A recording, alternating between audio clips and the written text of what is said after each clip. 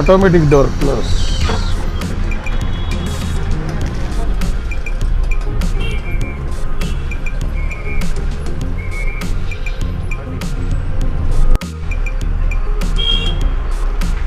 బస్సులో పోతేనే మంచిగా ఉన్నది, కిరాయి తక్కువ కదా. ఆటోలలో 150 రూపాయలు ఏడిపోయినా, బస్సులలో అయితే 7 రూపాయలు 10 రూపాయలు, ఇప్పుడు 17 రూపాయలు 17 రూపీస్. అదే ఆటోలో పోతే 150 రూపాయలు. కాకపోతే కొంచెం కనుక్కుంటే అయిపోతుంది, కనుక్కొని వెళ్ళిపోవచ్చు bus. Automatic door open, automatic close. Super, మంచిగా ఉన్నది బస్సులే. మీరు కూడా చెన్నై అయితే బస్సులే ట్రై చేయండి, ఖర్చు తగ్గుతాయి కరోనా వచ్చేది ఉంటే. బస్సు జర్నీ సేఫ్ జర్నీ, పైసలు కూడా తక్కువ. నిమ్మలంగా కాంట్రాక్టర్ని అడుగుతాయిపోతుంది, ఆయన చెప్తారు ఎక్కడ దిగను. బస్సు అంతా పోతానే కాల్ అవుతుంది. కోడం పక్కన రాగానే కాల్ అయ్యింది. Next T Nagar. Next T Nagar speciality ఏంటంటే తెలుగు సినిమా ఇండస్ట్రీకి సంబంధించిన వాళ్ళంతా టీ నగర్ ఏరియాలో పాండీ బజార్ ఉండేది. ఇప్పుడు కూడా మనం పాండీ బజార్కి పోతున్నాం, ఎందుకంటే అక్కడ సినిమా ఇండస్ట్రీకి సంబంధించిన వాళ్ళు ఎక్కడెక్కడ తిరిగేది ఏ కథ జూనికి పోతున్నాం. ప్లస్ పాండీ బజార్లో ఏ ఐటమ్ అయినా దొరుకుతాయంట, చాలా ఐటమ్స్ దొరుకుతాయి. చీప్గా కొంచెం షాపింగ్ చేసుకునేందుకు పాండీ బజార్ ఉపయోగపడుతుంట. ఫుల్ షాపింగ్ చేసుకోవచ్చు అంట. ఆల్ రేట్స్ 5 రూపాయల నుంచి మొదలు పెడితే 5,000 దాకా, 5 లక్షల దాకా.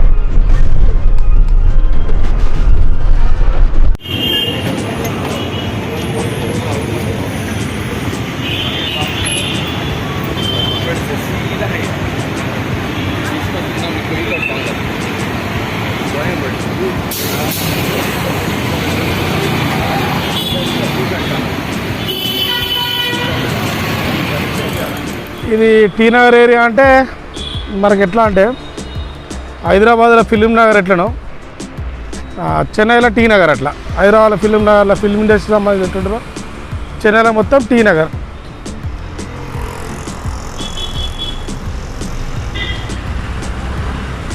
టీ నగర్ అట్లా కంప్లీట్గా ఇక్కడ మొత్తం సినిమా ఇండస్ట్రీకి సంబంధించిన వాళ్ళే ఉండేది. అంటే ఇప్పుడు వీళ్ళు కాదు, అప్పుడు చిరంజీవి కానీ, శోభన్ బాబు కానీ, మోహన్ బాబు కానీ, అలీ గారు కానీ, ఎవరైనా కూడా అందరూ ఇదే ఏరియాలో ఉండేటోళ్ళు అన్నట్టు. నెక్స్ట్ తెలుగు సినిమా ఇండస్ట్రీ ఎప్పుడైతే హైదరాబాద్కి వచ్చిందో అప్పుడు ఇక్కడ నుంచే వాళ్ళు వెకేట్ చేసి అట్టు వచ్చింది. కానీ మొత్తం టీ నగర్ మొత్తం అదే. ఇంకా చూపిస్తాను. టీ నగర్లో కొబ్బరి బొండం,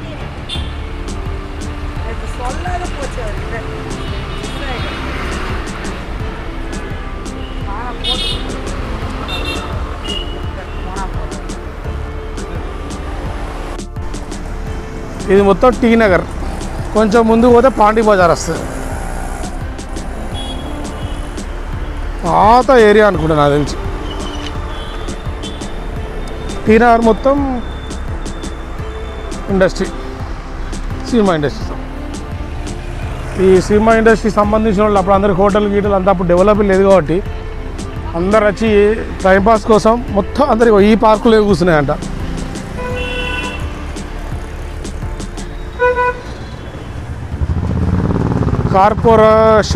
corporation of Chennai Panagal park T Nagar. ఈడ వచ్చి కూర్చొని ముచ్చట పెట్టుకుంటారు పార్క్లో, టైంపాస్ కాకపోతే షూటింగ్ లేకున్నా కూడా. ఇక వాళ్ళ రూమ్లన్నీ ఇదే ఏరియాలో, వాళ్ళందరూ రూమ్లు కానీ అప్పుడు అందరు రూమ్లలోనే, వాళ్ళందరూ సంథింగ్ ఎక్కడ ఇండస్ట్రీలో లేవు కాబట్టి వాళ్ళందరూ ఈయనే ఉండేది అప్పుడు.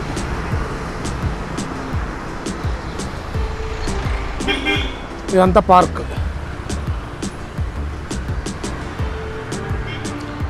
నాకు తెలిసి చాలా సినిమాలకి స్క్రిప్ట్ రాసిన, డైరెక్షన్ చేసిన, ఇంకేమైనా ఏ డిపార్ట్మెంట్ అయినా కూడా దీనిలో కూర్చొని ఆలోచించేది కావచ్చు, ఈ పార్క్లో కూర్చొని ఆలోచించేది కావచ్చు. పాండీ బజార్ టీ నగర్లో, ఈ టీ నగర్లో పాండీ బజార్ ఒక ఏరియా.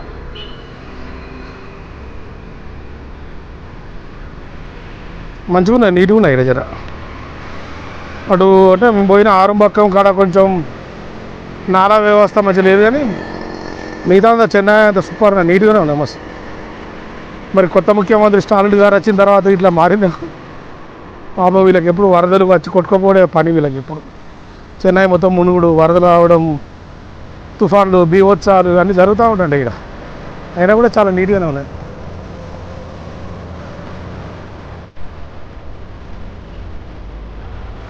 నాకు చెప్పిన వాళ్ళు ఏం చెప్పారంటే పాండు బజార్ మొత్తం కోటిలాగా ఉంటుంది అని అన్నారు. కానీ పాండు బజార్ కోటిలాగా లేదు, ఖతర్నాక్ ఉండేది. అంటే కోటిలు ఎట్లయితే వస్తువులు అమ్ముతారో, బట్టలు ఇట్లా ఎలక్ట్రానిక్స్ అని, గూడ్స్ అని అన్ని సంబంధించి ఎట్లా అమ్ముతారో ఈడ కూడా అట్లే ఉంటాయని చెప్పేసి అనొచ్చు. కాకపోతే ఏంటంటే కోటి చిన్నగా ఉంటుంది, పాండు మాత్రం చాలా పెద్దగా ఉన్నది. ఇదంతా చాలా పెద్దది. జయలలిత గారు ఉన్నప్పుడు పాండు బజార్ని పెద్దగా చేసిరంట, మొత్తం కొంచెం వెడల్పు చేసిరంట, చాలా వెడల్పు ఉంటుంది. మళ్ళీ నడవడానికి కానీ ఇక్కడ ఫుడ్ బోటింగ్ బ్రహ్మాండంగా ఉన్నాయి. అటు సైడ్ ఇటు సైడు వెహికల్స్ కంటే ఎక్కువ ఫుడ్ బోటింగే ఎక్కువ ఉంది, ప్లేస్ ఎక్కువ ఉంది.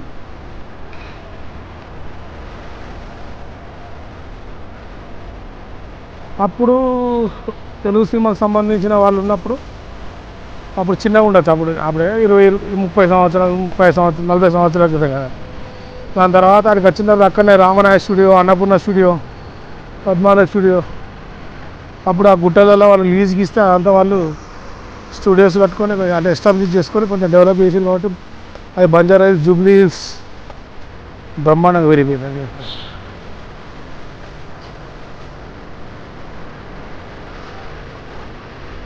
ఈ ఏరియాలో చాలామంది సినిమాకి సంబంధించిన హీరోల వాళ్ళ ఇళ్ళు ఉన్నాయి. చిరంజీవి ఇల్లు కానీ, మోహన్ బాబు గారి ఇల్లు కానీ, ఇంకా చాలామంది ఇళ్ళు ఉన్నాయి. కాకపోతే ఏంటంటే మనకి ఎవరిని అడిగినా అసలు ఇన్ఫర్మేషన్ లేదు. ఇక అప్పటి వాళ్ళంతా, కొత్తగా ఉన్న వాళ్ళంతా కొత్తగా సంబంధించిన హీరోలను అడుగుతూ చెప్తున్నారు, కానీ పాత తరం వాళ్ళని ఎవరు అడుగుతూ చెప్తలేరు. కాబట్టి మనం పోవాలన్న ఇబ్బంది ఉంది. కాకపోతే ఇక్కడ చిన్న చిన్న హోటల్లో కానీ అక్కడ టీ రాకుండా ముచ్చట పెట్టుకోవడం అన్నీ జరిగాయండి ఇక్కడ. ఇక అందరు కలిసి ముచ్చట పెట్టుకున్నాయంట. శుభలేఖ సుధాకర్ గారు, శుభలేఖ సుధాకర్ గారు కానీ, చిరంజీవి వీళ్ళంతా రూమ్మేట్స్ కదా, ఈయనే రూమ్ తీసుకొని ఉండేదట వాళ్ళు. అప్పుడు పాండి బజార్ అన్నట్టే కానీ సూపర్.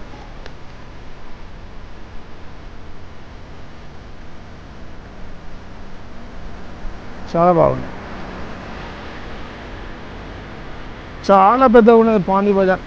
ఇక్కడ నుంచి ఒక కిలోమీటర్ నడిచింది అంతా. ఇదంతా పాండి బజార్.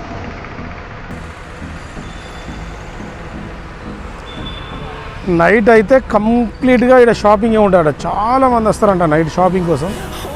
బ్రహ్మాండమైన షాపింగ్ నడుస్తారంట. మన కోటిలో ఎంత జనం వచ్చి ఎట్లా తీసుకుంటారో సేమ్ అదే టైపు కోట్ల ఉన్నట్టు ఇక్కడ చాలామంది వస్తారంట.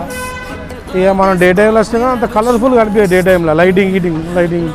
నిన్న మనం నైట్ పూట మెరీనా బీచ్ దగ్గర చూస్తే ఎట్లా కనిపించిందో ఇక్కడ కూడా సేమ్ అట్లా నైట్ సూపర్ ఉంటుంది. ఇది మొత్తం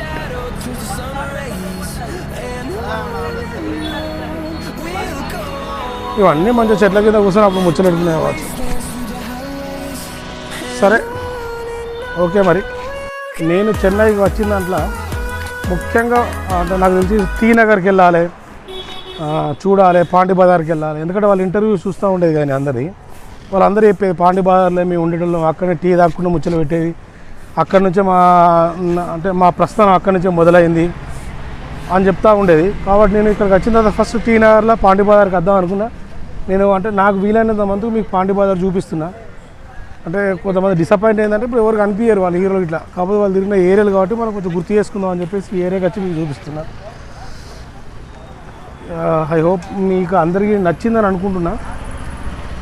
ఒకవేళ మీకు నచ్చినా నచ్చకున్నా లైక్ అయితే కొట్టుకోండి.